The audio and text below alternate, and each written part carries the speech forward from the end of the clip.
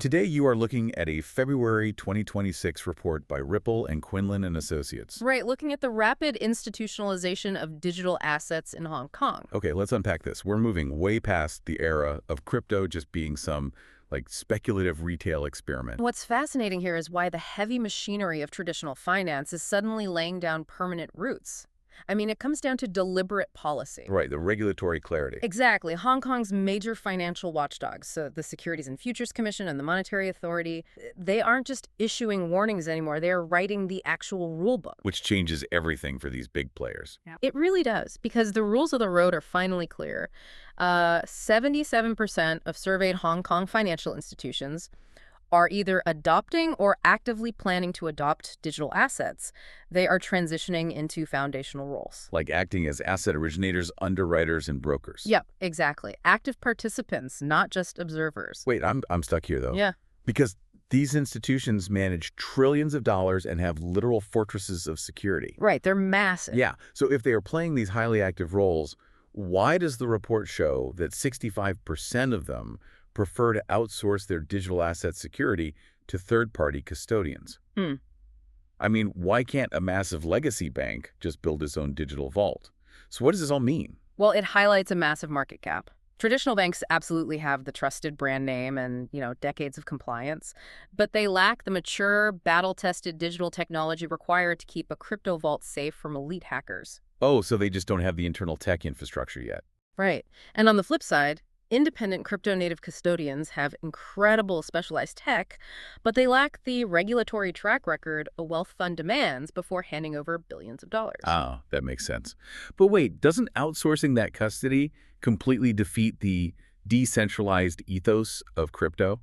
It feels like they're just recreating the same vulnerable centralized bottlenecks. Yeah, that is the exact tension driving the current solution, which is called multi-custody orchestration. Multi-custody orchestration. Okay. Yeah, so instead of trusting one single bank or one single crypto company with the master key to a vault, this tech acts as a unified control layer that splits the key into puzzle pieces. Oh, interesting. You might need the crypto-native tech to read the lock and the traditional bank system to authorize a turn. If one system gets hacked, the thief only walks away with a useless puzzle piece.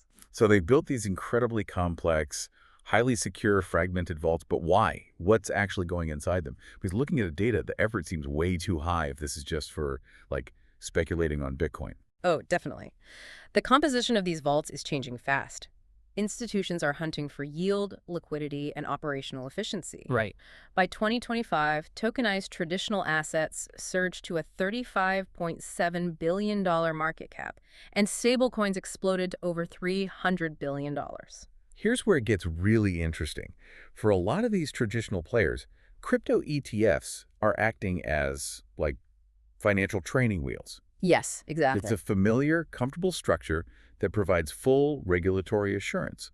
It lets them get exposure to the asset class without having to figure out all that complex private key management we just talked about. Spot on. And if we connect this to the bigger picture, it explains why banks are aggressively tokenizing mature traditional assets first. Things like money market funds or fixed income securities. Give me an analogy here, because that sounds pretty dense. Sure. Think of traditional finance like sending a physical letter. It works, but it takes 3 days to settle and clear. Tokenizing a money market fund is like turning that letter into an email. Okay. The underlying value of the message is exactly the same, but the delivery mechanism is now instantaneous and runs 24/7. They get the stability of traditional finance running on the hyper-efficient engine of Web3. Wow, so it's essentially upgrading the financial pipes. To sum this all up for you, digital assets are rapidly transitioning from a niche internet experiment into standard financial plumbing. Yeah, and that's entirely driven by evolving multi-custody technology and crystal clear regulatory guidelines. Exactly, which leaves you with this to think about.